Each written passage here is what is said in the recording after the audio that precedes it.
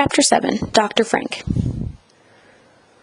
Although at times my mother and father became territorial of the beings to which they felt they owed their every happiness, my mother of me, and my father of little Ezra, who in his smallness was easier to adore, for the most part the two of us lived out our days endlessly attached to one another. My mother was required to cook for us, as well as clean the enormous mansion my father provided us. My mother would cook simple Indonesian dishes for us during the week, like nasi goreng, a fried rice dish she made with a fried egg and whatever meat she could find at the market, or a curry with paratha and potatoes. Over the weekend, my grandmother would make us more lavish meals, ribs with sambal or satay with a rich peanut sauce. In the beginning, my father would relish in the foods my mother and grandmother would make, but he grew quickly tired of the heat in all the dishes, and so my mother would make a special American meal for him in addition to our own. And certainly, as my father had always expected my mother to behave with deference and excessive gratitude to him for the life she now occupied, and grateful for the child he made possible, I found caring for little Ezra much less anxiety-ridden and therefore more enjoyable than my mother did. In the first few months Ezra lived with us, I felt a great shame at neglecting my mother, who had been the center of my world thus far. But once I saw that our happiness together brought her comfort, I settled into my role as little Ezra's guide, partner, sibling, cousin, and beloved. Little Ezra, possibly from his years as an infant in the orphanage, had a more delicate and tender-hearted disposition. I believe it was for this reason my father grew increasingly disinterested in the little trinket he had decided to pick up one day. Ezra often sought my father's approval, but to no avail. Since he was the only son, my father did not discipline him with a harsh tongue and hand the way he did my mother and me. But even so, his neglect of Ezra caused Ezra's sensitivity to have a kind of edge I found frightening at times. I would learn that I had much to fear of the storm that my adoration mixed with my father's ice-cold distance would provoke. Ezra was a darling child, however, and I loved holding him in my lap and twisting his Shirley Temple curlicues around my fingers while he nestled up against my chest and fell asleep.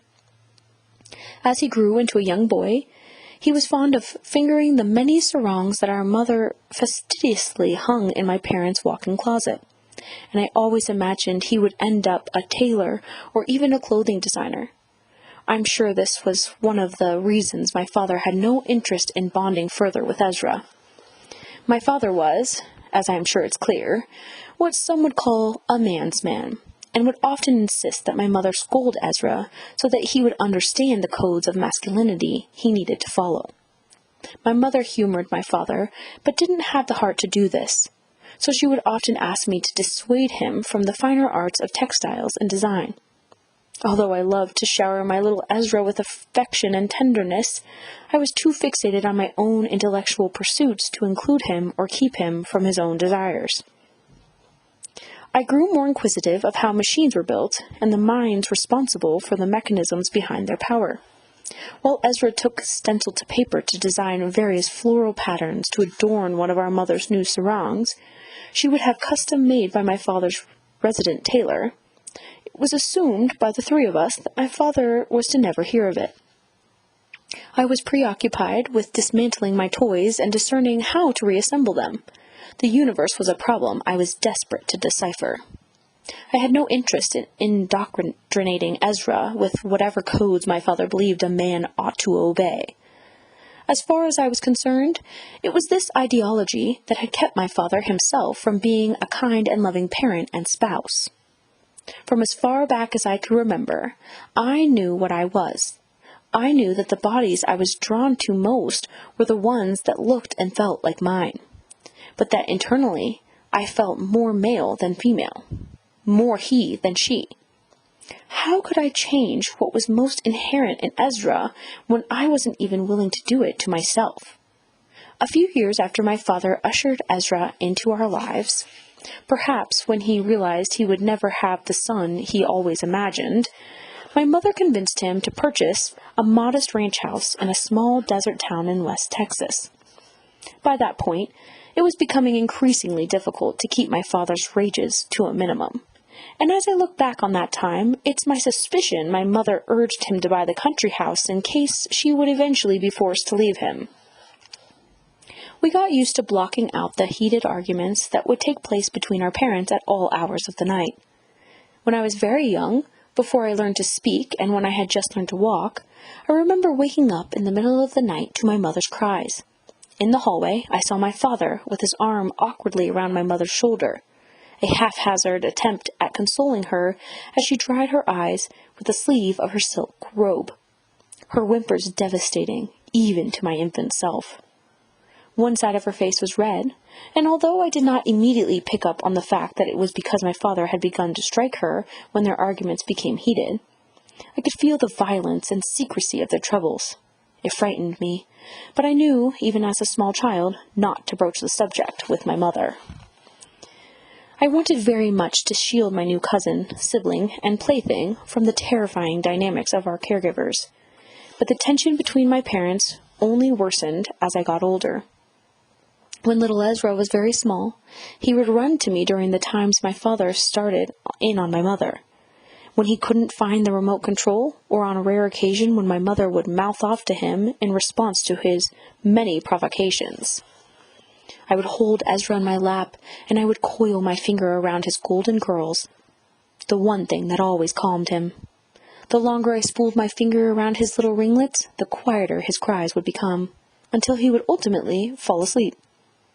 There was something in the control it gave me to soothe my little Ezra in this way that was a comfort to me as well, like a little girl brushing the hair of her favorite porcelain doll long after her hair had become untangled.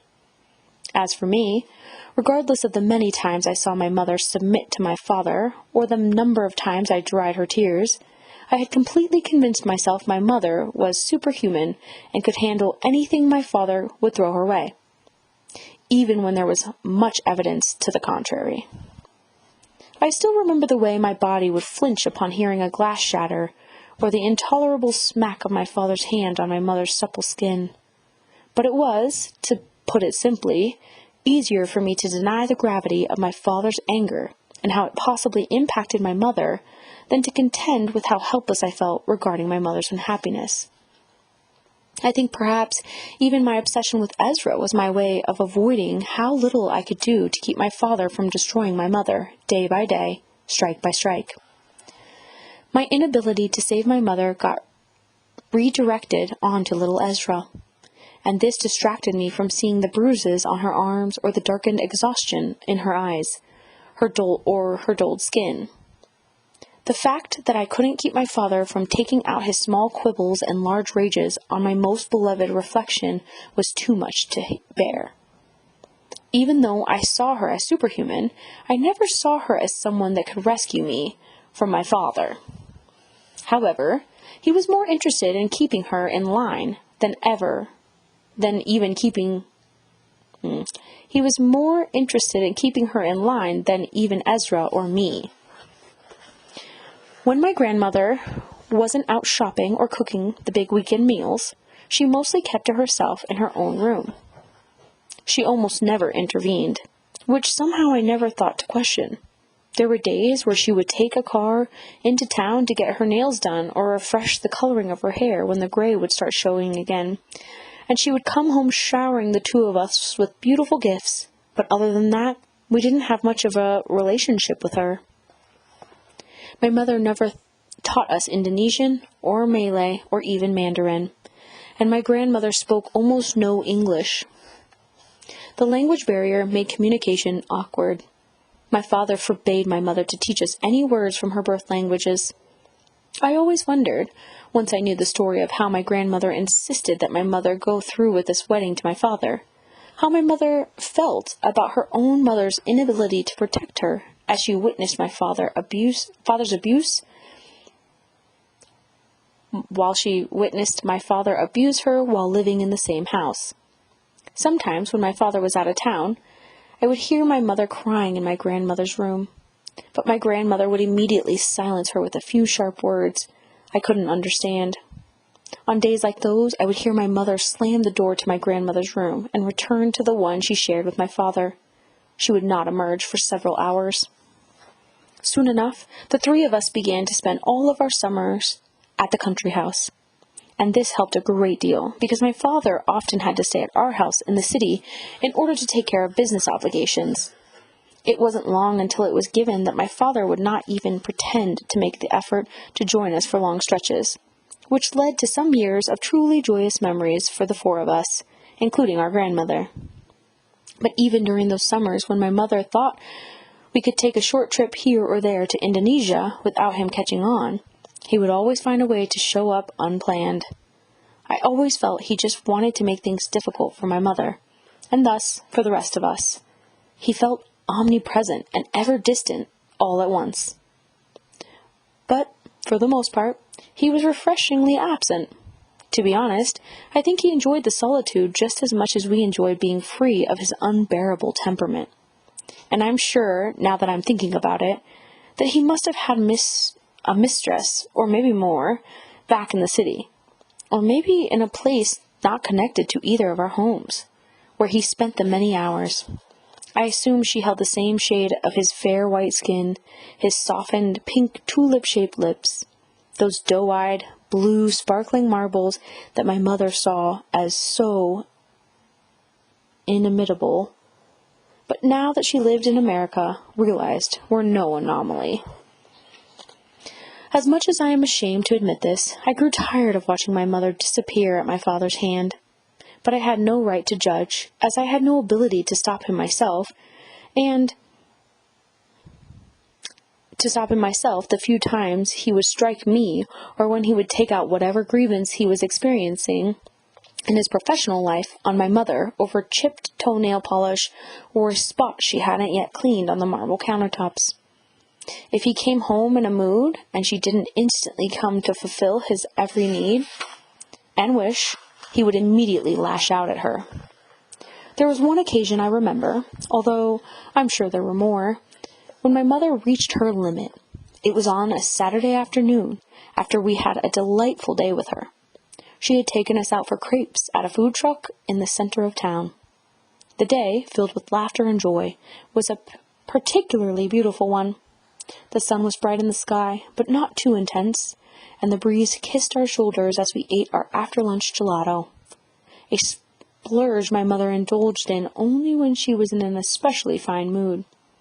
She had taken some unusual time away from cooking and cleaning to spend the day with us, and asked, after what I was reading lately, and what Ezra had seen lately that had inspired him. The day felt magical and new. When we got back to the house, we were all surprised to find my father had been waiting on us, clearly enraged to not find us exactly where he wanted us. I could feel my mother's body tense and tighten next to me, as though getting ready for battle, which I suppose she was. "Darlings, go to your rooms. I'll handle this," she said, her mood turning from sunflower yellow to thunder, just like that. I couldn't hear everything, although Ezra and I pressed our ears next to each other against my bedroom door. "How dare you leave this house without telling me? Do you have no appreciation for what I've given you? It is so obvious to me that you care for those kids more than you have ever cared for me." "They certainly treat me better than you do," my mother muttered under her breath, words we could barely make out. "Excuse me? What did you say?" My father didn't care ever to keep his voice down. "If you hate us so much, why are you here? If I knew I would only stay a servant to your every whim and mood, I would have preferred to be a poor in Jakarta with my mother, where at least I could count on her love. Even that you have destroyed. Nothing is safe around you," she said. Then we heard the crash. Ezra and I peeled ourselves off from the door and ran to my mother, curled up in the fetal position on the living room floor, blood and snot and tears running across the hardwood. From that moment onward, I understood why she remained so silent, but I never truly understood why she wouldn't leave him. I was too afraid to ask. Ezra and I filled out the days with our own adventures after my mother would drop us off in the middle of town square. Ezra would meander through the main thoroughfares, snapping photos of locals with the vintage film camera my mother had found for him in the flea market, or stroll through the art museum's most recent installations, where I would hole myself up in the one independent used bookstore in town with one subject of inquiry or another for hours on end with the few dollars my mother could spare from the allowance my father gave her, using so little of it he wouldn't notice. I was quite self-satisfied with my own sources of knowledge, and because of this, I found that companions other than Ezra were of little use to me. Even Ezra was not someone with whom I shared my curiosities, but more like a doll or an imaginary friend I adored in whatever way fit my fancy. I had no interest in the other teenagers my age that also visited the town during the summers like we did. They were rich like we were, but white and disinterested in the finer pursuits of life. We didn't really share much in common with them. I was perfectly happy to scour the bookstore contents for the answers to whatever question I was determined to solve at that time. If what I found wasn't sufficient, I would walk the block, and a half over to the library to find more tomes. I hoped I would appease my endless curiosity. I was perfectly at home spending the long hours of each day cradled in my own solitude, and never felt a need or want for any human to accompany me, or for any social interaction for that matter. That is, until I met her, Hannah. Given that the town where we were summoned was so white-populated, Hannah immediately stood out to me, as I could tell just by looking at her that she was a hybrid, just like me. Her skin was dark, like my mother and grandmother, and her copper curls glinted when light struck them, reminding me fondly of the way sunlight hit the orange seashells I collected at the beach when I was young. I kept them in an old milk bottle I had found at a thrift store in the town square, and my mother would often pick out her favorite when Ezra and I were away from the house for the day.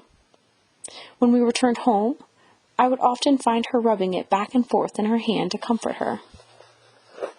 Sometimes, if she was in a particularly good mood, she would tell me stories about the pink beach just off the coast of Indonesia, and show me a shell or two that she took from one of the wealthy homeowners she had cleaned for. The wealthy have so many things, they don't miss one or two, she would say with a wink. But most of the time, I found her rubbing one of the orange shells from my milk bottle. It was a clue something was on her mind. Hannah's eyes were round but tapered at the edges, like mine. And she also had freckles that spotted the bridge of her nose and cheeks, just like I did. I found it was both her uniqueness and the traits we shared that drew me to her, although we were not identical.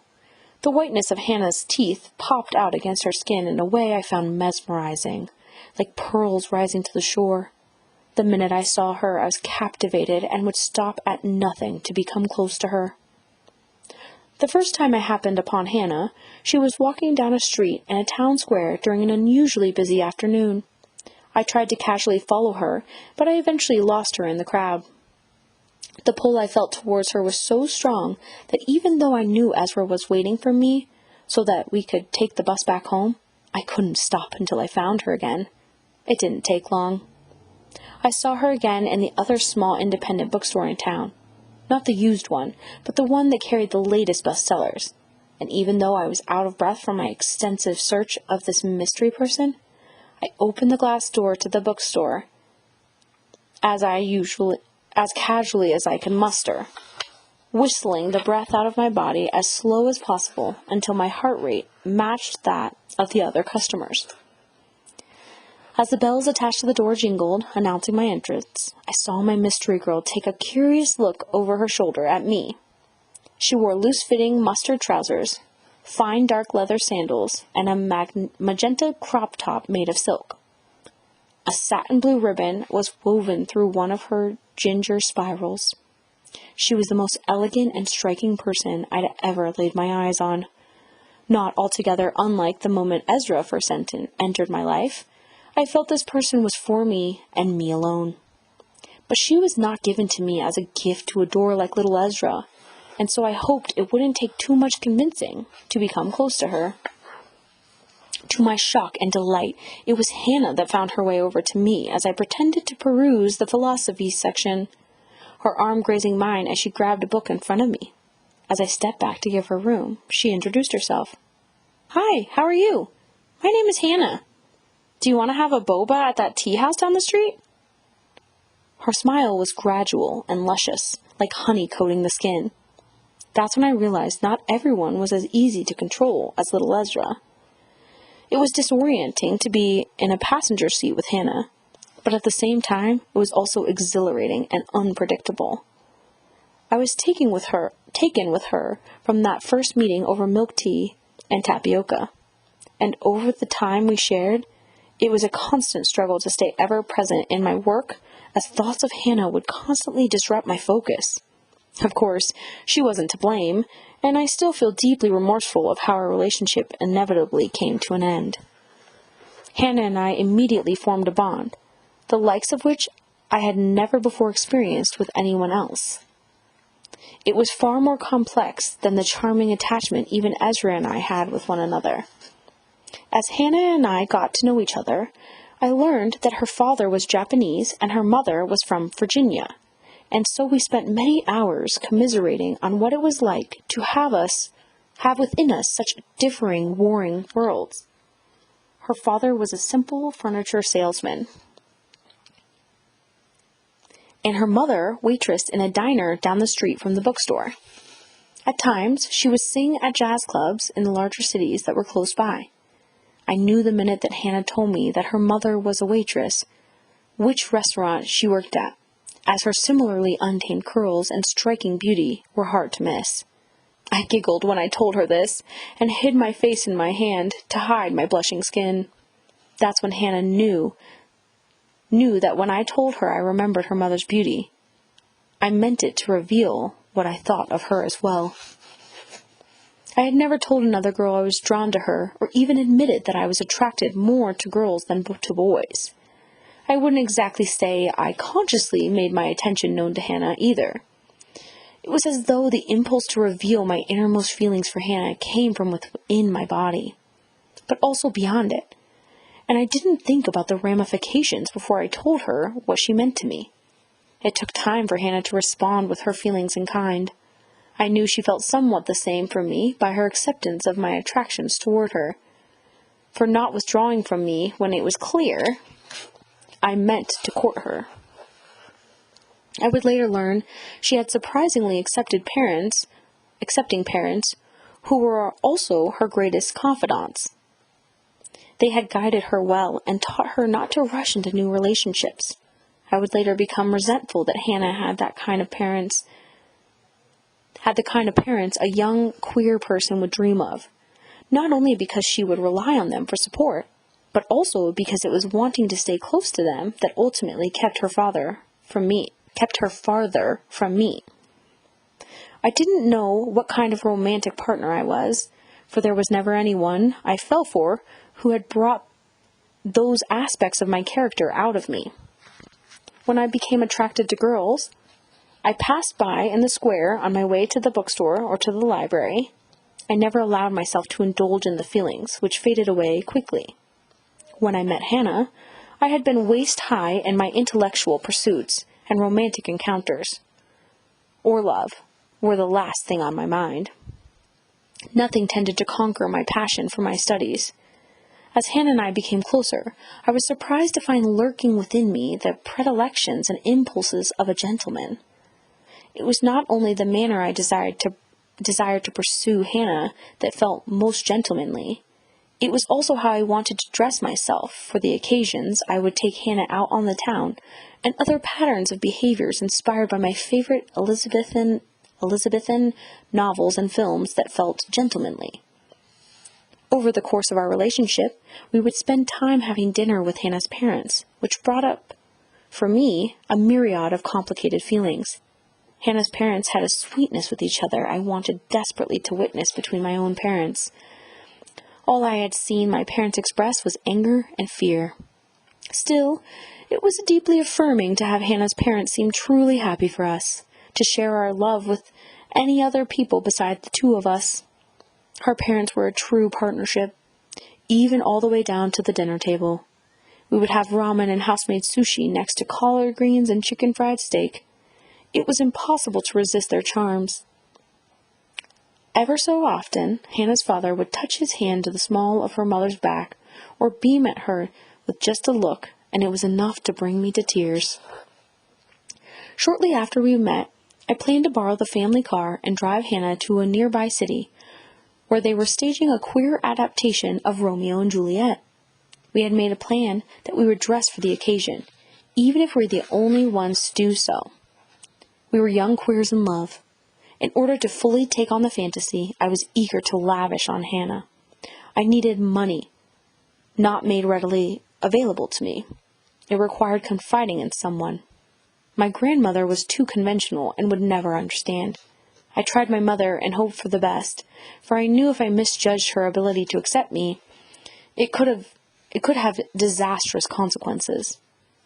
On one of our outings in town, I sat in the car with my mother while we waited for Ezra to finish perusing his favorite gallery latest exhibition. "Ma?" I started, unsure of how to begin. My mother looked out the window aimlessly. It was only after she heard me clear my throat that she realized this was no ordinary conversation. "What is it? Is it Ezra? Did Pa do something?" My mother's line of questions made me feel worse for bringing this up, for wanting dapper outfits and my mother's support of a brand new romance, which might not even go anywhere, when there were far graver concerns to consider in our lives. But my heart needed her approval. No, nothing like that. "Ma, remember that new friend I told you about, Hannah?" My mother exhaled and started looking out the window again. "Oh yes, her father Japanese, right? Mother is pretty, works in restaurants, and sings out of town." I blushed, thinking of Hannah again. "Yes, that's her. Well, but I am taking her out next week to see a play. A date. And I want to dress like a kalele? My mother said nothing at first, just raised her eyebrow, darkened and shaped with black coal. "Date? A kalele? Really? How did you learn this? You know this doesn't come from our region, right?" The anxiety of the moment overwhelmed me. "Yes, I know. In a book I found at the bookstore. But that's the easiest way to explain how I feel," I said sheepishly. Kalele was a term I read in a book I found on the Bugis, the largest ethnic group in South Sulawesi, Indonesia. Their language accounts for 5 different gender categories, and Kalele is their gender term for the masculine woman. The first time I read the passage in the book, my skin tingled in recognition and validation of a way my body felt that I'd never heard or even knew existed. And even better, it was a word that came from the same country as my mother, as close to my birthright as I could get. "You are dressing for fun? Like costume? Or you really feel like you're Kalele?" She peered into my eyes, which I kept downward. I didn't know how to answer her, so I started to cry. Holding my head in my hands, my mother had never been one for tears. I imagine the same for your father. She awkwardly patted my shoulder, then roughly grabbed my skin with one hand and demanded it upward to look back at her. "Okay, Zoe, okay. You must be very careful, because you do not know with these Texans.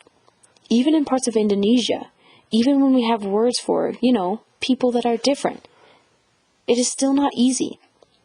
And there's your father to worry about. Be careful, okay? And you must never call yourself Kalele publicly, especially to Indonesians. It is not our language to claim, okay?" I nodded. "But where is this play?" Once my mother started talking logistics, I knew it would be okay. "It is not here. It's far away." "Okay, do you need money for outfit?" I nodded again. wiping the tears from my face now that I saw Ezra walking towards our car. "Zoli, listen." She stroked my hair, then an impulse that was infrequent but of comfort to me. "Do not tell Ezra about this. Do not tell your father. And be very careful how you are with her, or any girl, in public. This is for your own good, understand? The world can be hard. It is too harsh already to us. Oh, and your grandmother, your Nenek. She will never understand. I will hide some money for your outfit in your pillowcase." She paused for a beat, thinking. "I think she's a nice girl," she said slowly, and the smallest smile inched across her mouth. I grinned as warmth radiated through my chest just a moment later as I saw Ezra walking towards the car, and so I tried to look as casual as possible. And so it was that I learned I was a Kalele and to keep it a secret. I picked Hannah up in our family car the day of the play, wearing a deep purple waistcoat, a pink ruffled blouse with a high neck, and forest green men's trousers. I had my father's tailor alter it for my shape. I went to the barber shop on the way. It was a Thursday night, a day I knew the one-woman barber worked, and I asked her to give me a men's cut with a tight fade.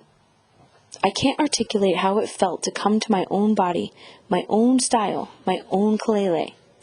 She knew that I was about to head on my first date, and so she sprinkled talcum powder against my neck. As she brushed it against my skin, I sighed with pleasure at my new self, and with my mother's blessing, I only hoped Hannah would approve. Hannah looked ravishing. Her hair shone in a way it hadn't before. She wore ankle-length, blue-pleated skirt, a green satin button-down blouse, and soft pink ballet flats made it look like point shoes with a box toe and thick straps across the front. Her lips were painted a sparkling mauve, and her jade-dropped earrings shone against the rapidly dissolving daylight. As usual, she took my breath away. But it was deeply reassuring to see her react to my transformation. Impulsively, Hannah took one hand and rubbed it against the back of my neck. I sighed audibly as Hannah beamed at me, a smile I'd never seen before, as though she were seeing me for the first time. I guess we both were. Hannah taught me about the Black and Asian scholars and thinkers who had a different angle than I would have formed myself on the subjects that fascinated me, and shared with me the activists and philosophers that inspired her to further pursue social justice. I wasn't accustomed to sharing my ideas with another, even when we were closer. Not even Ezra was privy to my deepest thoughts and investigations. But when I was with Hannah, I felt cast under a spell, as though I was surprised by my own actions. Hannah knew how to open me up, at least more than I would ordinarily, and before long, we were writing treatments for documentary shorts and abstracts for collaborative papers we might write one day for a conference or symposium we daydreamed about traveling together. No one but my mother knew about Hannah, and I kept it that way.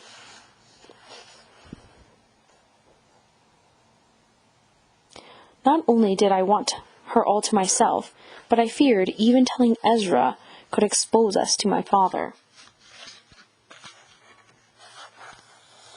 I didn't want to think about what that would mean. If Hannah lived back in the city, or my father were with us more than in the little town in the country, it is possible I would have never gained the nerve to approach her, as I would have been terrified of how my father would have taken her gender or her darker skin, even though it matched that of my mother's, were he to come upon the two of us together.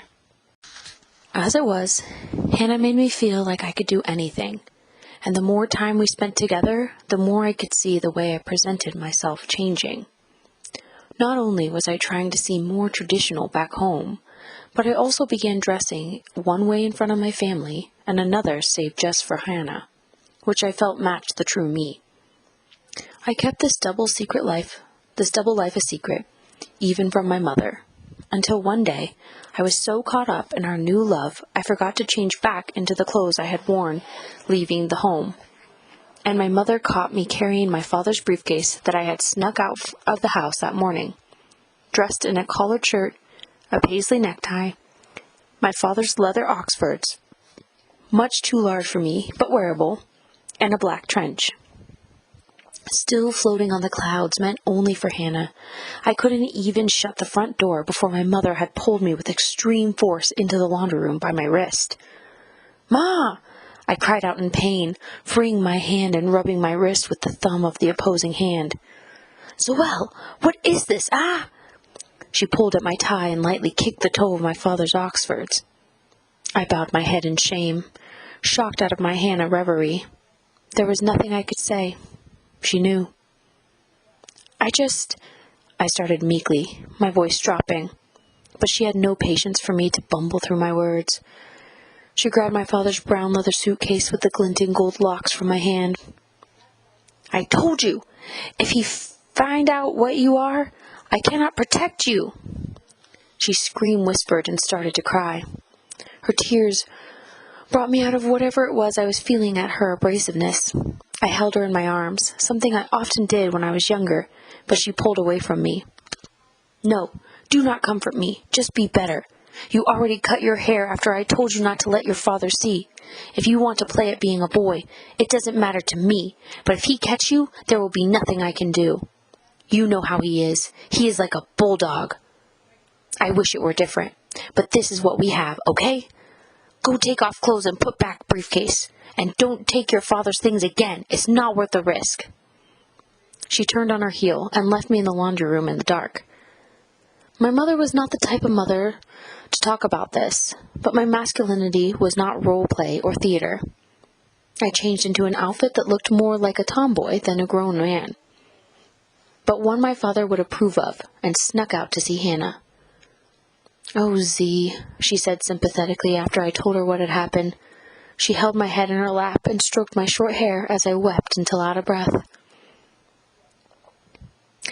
It's shameful, after how intolerable it was to watch my father wield his rage as a weapon to force my mother, and at times me, to submit to his every want and need, to admit my father had instilled in me a ferocious temper, to realize how easily I could become unglued when Hannah and I debated over what we remembered of a particular scholar, and I would discover that I was wrong. I had a pathological need to be right that petrified me on the rare occasions I was able to acknowledge this demon inside of me. But for the most part, Hannah could settle my nerves in a way no one else had previously, so the tempers remained short-lived. For the most part, I wasn't able to admit some of the darker truths behind my expression of anger. That the further I traveled in my identity and ownership of being a Kalele, I was inevitably taking on the only masculine model I had ever known, my abusive, violent, intolerable, narcissistic father. Of course, there was Ezra, but he was more of a Kalebe, feminine man, than a traditional man, and therefore did not have the traits I imagined I would embody for myself. I still remember the first time my rage flew most pointedly out of my body and landed on Hannah as a target. It's almost too unbearable to speak of, even now, so many years later, but it's an important part of where our story ends up and what wretched end Hannah met due to my own recklessness and vanity. I was incredibly territorial about the work I intended to pursue, and I had just begun investigating the possibility of using stem cells to create an embryo without the need of sperm. As I began to fall deeper and deeper in love with Hannah, the prospect of not needing a man's sperm to start a family of my own with Hannah in the future was incredibly exciting to me.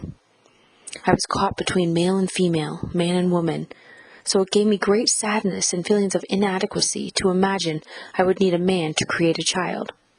It was actually Hannah herself who first brought it to my attention, that based on the research available at the time, it was quite possible not to need an egg either. We had decided this one day at the park, a common meeting place for us to hide from Ezra or others in town who might know my father, underneath a tree far away from where most congregated. where we would kiss and speak passionately about our favorite subjects without distraction or interruption or uncomfortable gazes. Hannah sat down with a feverish acceleration, her breath coming out in short, heightened bursts, an infectious grin brightening her face. Just as she was about to tell me something I could see held for her a great deal of urgency, I took her face in both my hands and kissed her for several minutes. "I love when I see that passionate look on your face," I said to her as I came up for air, taking a hand and running it down her cheek. She smiled at me as she caught her breath, taking her own hand and touching the back of mine, which still rested on her face. "Oh, I've been dying to see you. I'm always dying to see you," she said coquettishly. But I could tell there was more to her words of affection than just romance. "What's going on? Did you find a new writer for us to dig into?" I asked casually. But I could tell it was far more important than one of our usual intellectual finds. "Oh no, it's much better." As the words rushed out of her, she hefted her bag onto her lap and began to rummage through its contents. Something about the mystery surrounding what she had brought to our tryst sparked a bit of anxiety within me, but I couldn't quite place the reason behind it. With her exquisite, delicate fingers, Hannah laid out onto the blanket that held our snacks and books a number of articles on the latest innovations in stem cell research. One article in particular caught my eye. It focused on an experiment in which a live fetus was created without using sperm or egg. I could feel my adrenaline quicken within my skin, but for an altogether different reason than for Hannah. "Handsome, look! We may not even need to use sperm or egg at all," she started, excitedly. She began to point at the articles in her hand. Without a moment's hesitation, I grabbed the articles from her and shred them to pieces with my bare hands. The little pieces of the work Hannah reached for caught a breeze above our heads and flew into the air. Hannah did not have time to react because the fury I unleashed startled her into silence, her mouth open in horror and confusion. "How dare you? What made you think that my work, was for you to uncover? If you ever do anything like this again, you will be nothing to me. I will not speak to you. I will not see you. I will not so much as think your name ever again. Do you understand me?" My entire body trembled with the offense of what I considered her thievery of my future ambitions. Work I had been solely focusing on my entire life, years before I ever knew of Hannah's existence. Before I could consider what it was I had done, Hannah, with a kind of frightening composure, snatched all of her things in haste. You wouldn't even know she was upset save for the tears on her tender, smooth cheeks. I had only moments before caressed with tenderness and love. She was ready to run from me. Although I hadn't yet come down from my fever, I tried to clutch her hand as she stumbled to her feet, knowing that once she left, I might never have the chance to do so again, but she yanked her hand away and left me on our blanket, alone. After my breathing slowed, I stopped to consider what I had done. I went looking for her to repair the damage I had caused by my impulsive nature. I found her at the site of one of our first dates, a park bench underneath an expansive willow tree in the cemetery just on the outskirts of town. We often sat at the park bench and reflected to ourselves while holding one another's hand. I felt a tightness in my chest, a kind of guilt I couldn't possibly articulate the sensation of, but I knew I had no other choice but to push through to keep her with me, to have her mine for always. "Darling, I don't even know what to say. It makes me absolutely sick to my stomach that my father's disgusting temper lives in me like this," I started. Hannah held her face and torso away from me. "I don't even know what came over me. You know this isn't me, don't you? What a gift you are. And look how I repaid my gratitude, to treat you like you were nothing more than an animal, or my servant. I'm so sorry I took your generosity and ruined it." I curled my chest over my knees and hid my face in my hands. No, love," Hannah implored, immediately rushing to drape me in her sweet touch. She sighed. "I understand, my precious Z. I know you've been inside your work so intimately, in such isolation for so many years. I should have handled it more delicately. I was just so excited to show you how you were clearly pursuing an innovation that could be possible for you and could make things so much easier for us in the future. Hannah consoled me, gazing at me sympathetically while stroking my back. But she didn't understand. I didn't want to follow the trends of the day, nor did I need her or anyone else to educate me on the strength of my ideas or future progress. I wanted to be the one to create them. I knew that I would. It was impossible to explain without displaying an untoward amount of hubris, and so, instead of arguing with her, I just accepted her touch and her laboring after me and let her curls fall over me like a waterfall. My episodes of rage didn't happen often, but that incident would not be the last time I would lose my temper on those I held most dear to me. When I indulged the thought, it would burn me to think of the possibility that my father's rage lived inside my blood, ready to be unleashed on any unwilling victim when I least suspected it. I could no longer simply see my father as a wretched beast and I his victim, for I was also a demon victimizing Hannah, just like my father had my mother. I consoled myself with the grim knowledge that at least it wasn't in my nature to strike Hannah with my own hand.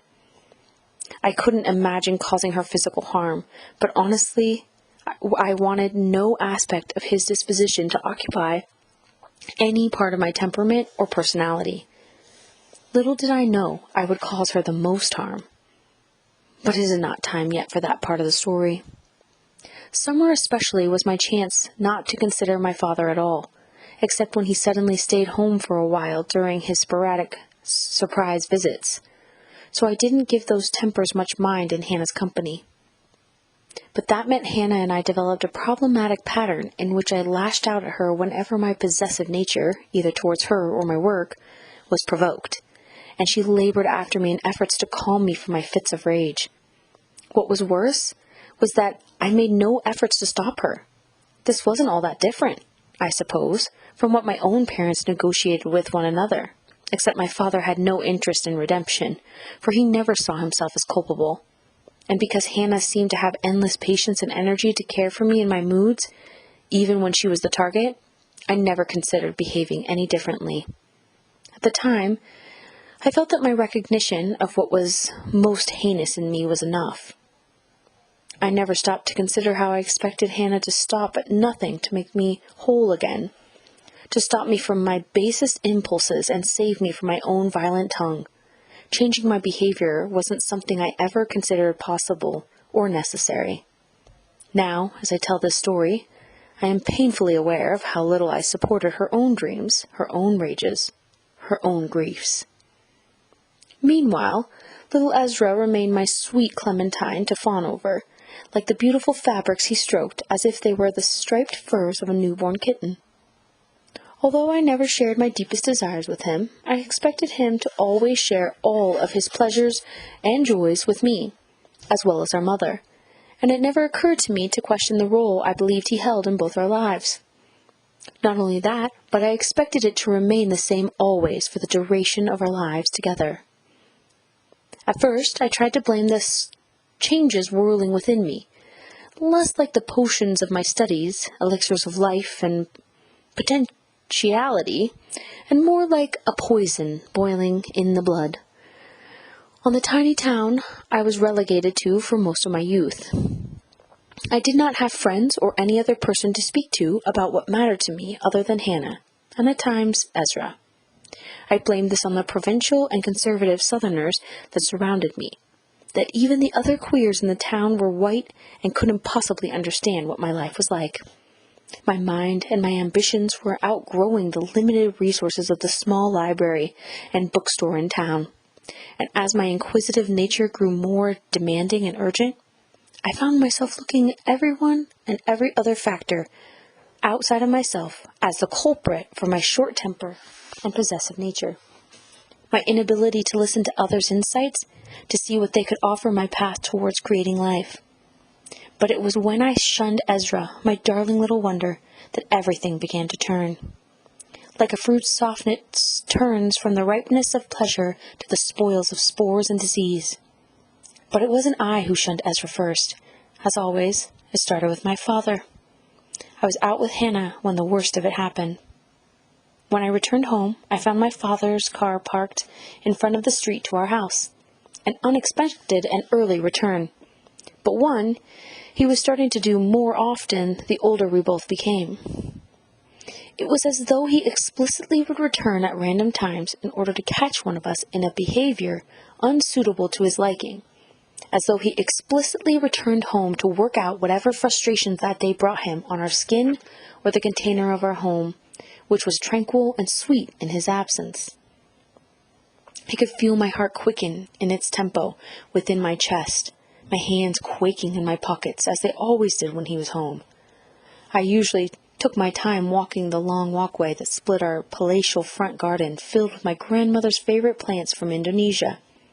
Luckily, Texas's climate was humid enough to provide them what they needed to flourish. On half of the front yard, just in front of my grandmother's flower bed, stood 2 grand oak trees. Usually, on a day when I knew my father was waiting inside, I spent some time staring up at the trees that shielded my eyes from the direct contact with the sunlight. But on this particular day, Ezra's screams stopped me from my meditation. He had whimpered in my arms every time my parents fought, but I had never heard him shriek like that before.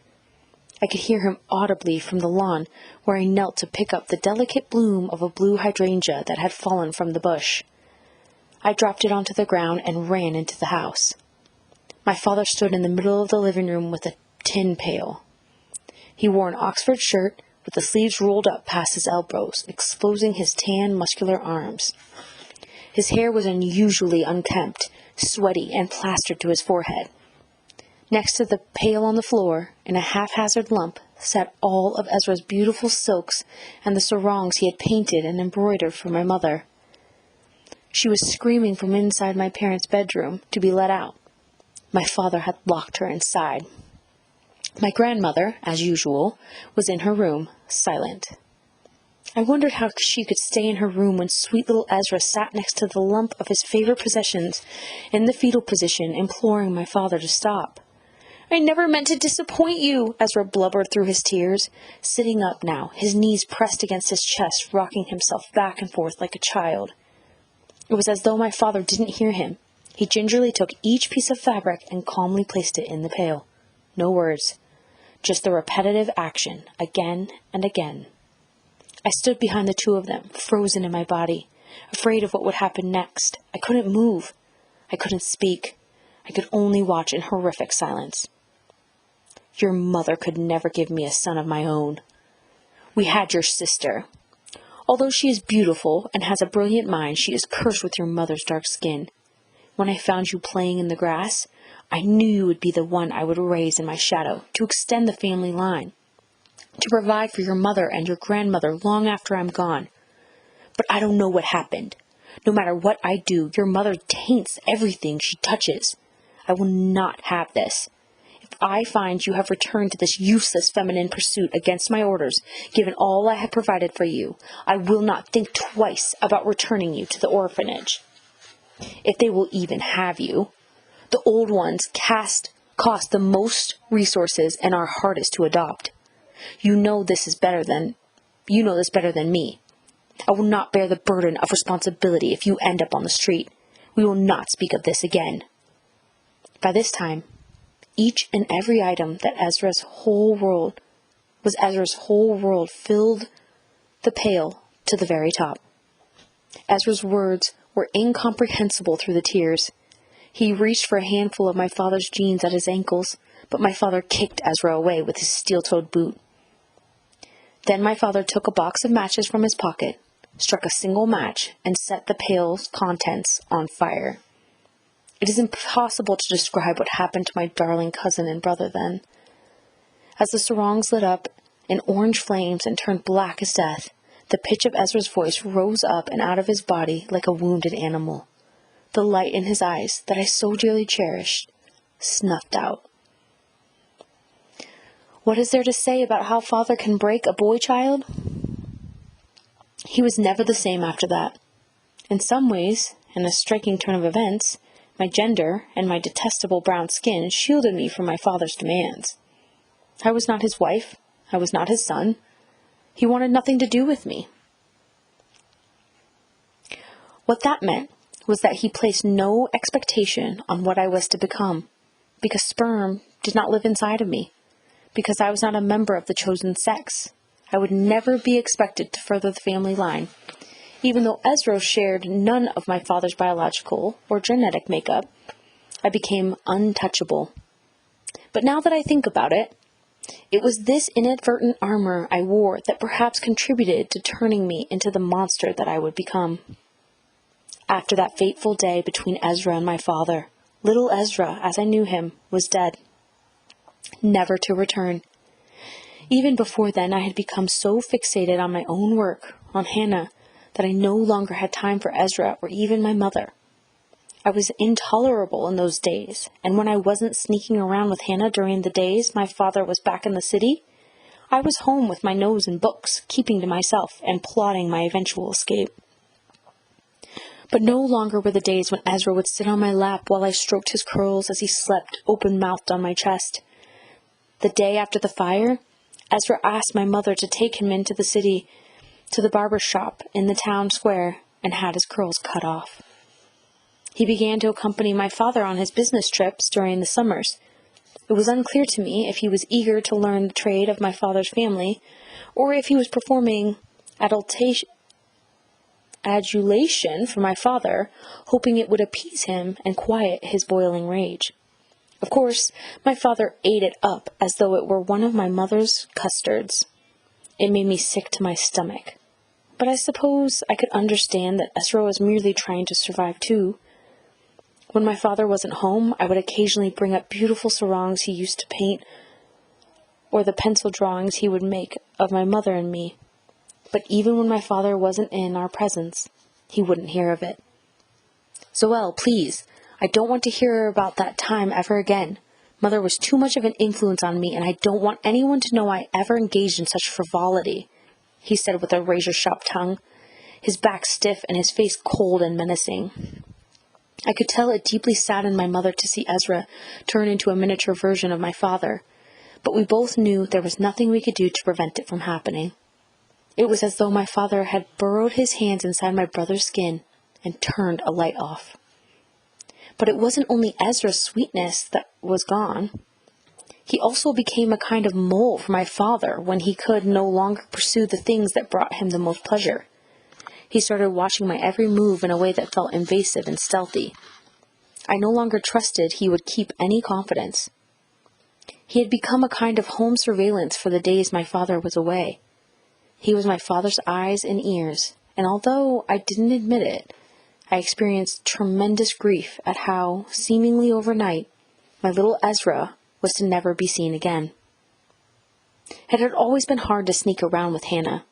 The town where we lived was small and filled with the expected gossip, and certainly any small town in Texas would not accept the love and intimacy Hannah and I shared.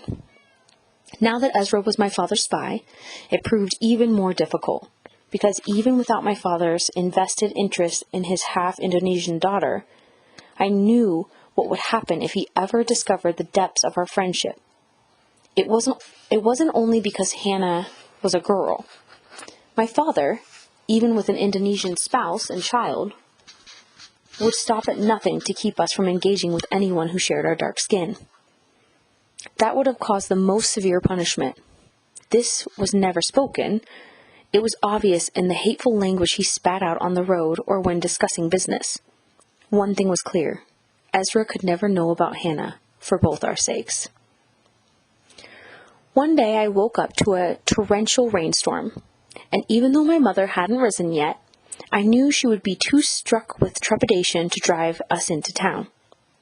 My bag, which I'd thrown haphazardly on the ground the day before, opened slightly to reveal an old copy of Lysistrata Hannah lent me a few days prior, suggesting it would help me in my research.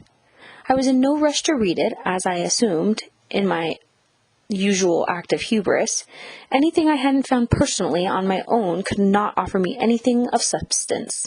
But I had accepted it from her so as not to hurt her feelings. Still, I was bored waiting for the rain to dissipate, so I started to read it. I also wanted to be able to say something to Hannah if she were to ask what I thought of her gift. To my surprise, reading this book reminded me of the study Hannah had found that caused my first display of fitful rage, and what it would mean if, as a society, we became less dependent upon men for societal needs or even reproduction.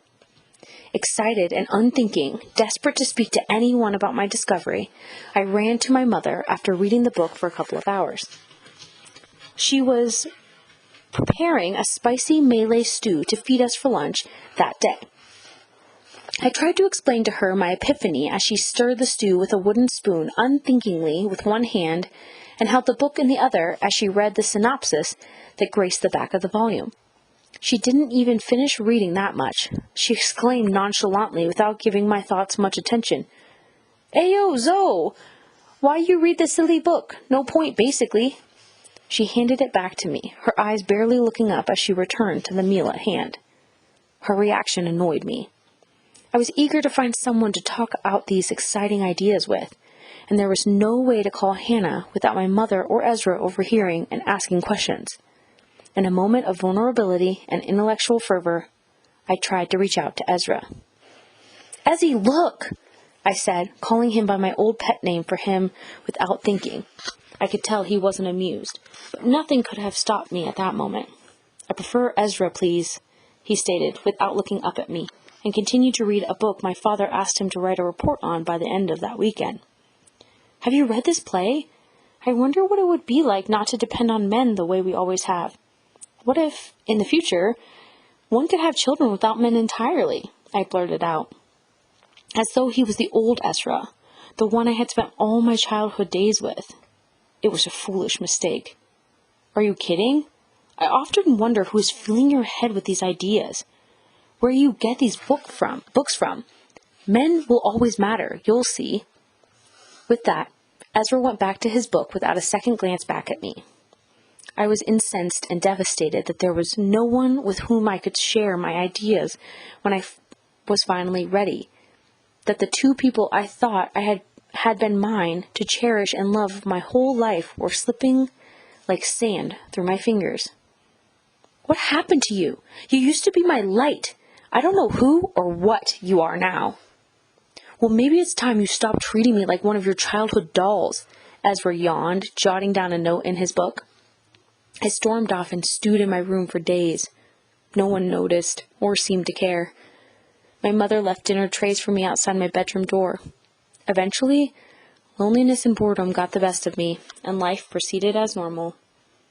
If my mother, or even Ezra, had offered a space for me to work out the ideas beginning to percolate in me after reading Aristophanes' satire, then perhaps she would have expressed a deeper concern that day in the kitchen, and we would not be here now, you and I, speaking of how my ideas ultimately led to my ruin. Instead, it only assured me that the people surrounding me were either not confident in my own abilities to surpass the innovations already performed by men, or were disinterested in the kind of immersion in ideas I had already decided to devote my life to. There would no longer be anyone I could share these ideas with. It was around this time that, aside from Hannah, I would develop an admittedly troubling habit of easily and promptly casting aside anyone I found no longer of use to me. My family and the small town in which we lived had exceeded their usefulness. It was time to move on. But as I attempted to make my plans for the future, time went on, and my connection with Hannah deepened over the succeeding months. Even continuing back in the city during the school year, Hannah and I had tried to rely on other forms of communication to share our ideas and curiosities, and at times, tender moments of desire for one another, surreptitiously. Although I greatly missed her during those periods, I must admit it was freeing to be able to focus more on my work without the constant distraction of Hannah, of erotic needs, of making time. There was nothing keeping me from my higher purpose, from what I felt had been my destiny from birth. Still, we continued to explore the ideas of other minds from afar, and begin reading novels and critical texts that explore the dangerous power of men and other feminist ideals. We dug deep into Atwood and Butler. Wollstonecraft, and Lord, Rich, and Carter. These writers imbued me with an ambition to reach for a pursuit deeper than that of a reader of giants and a potential future theorist in our little excitable pair. I wanted to penetrate the world and bestow on it something I had never been given before, just like so many men had done in decades past. It wasn't enough for me to write critically about gender and toxic masculinity, or to ponder the future potential of science, like these women writers I admired and read voraciously, and like Hannah hoped to do after receiving her master's degree. Even though I did not have any great desire to carry a child or parent myself, my only model left me wondering if I could ever raise a child with love and acceptance. I was always contemplating how pairs like ours could reproduce without relying on a man, and being forced to accept all the conditions he would come with. What if I came up with a way to create an embryo and prove it could be carried to full term by a human without the need of men entirely? How unparalleled a voice I would embody next to all the men who could not discover anything even close to that kind of innovation. Not long after this epiphany, my mother, Ezra, and I found ourselves on an unusual outing together. Uncharacteristically, my mother came into each of our rooms early in the morning and demanded we get dressed and meet her in the car. My father was in town for the weekend, and I suppose she was trying to get us out of the house before he woke.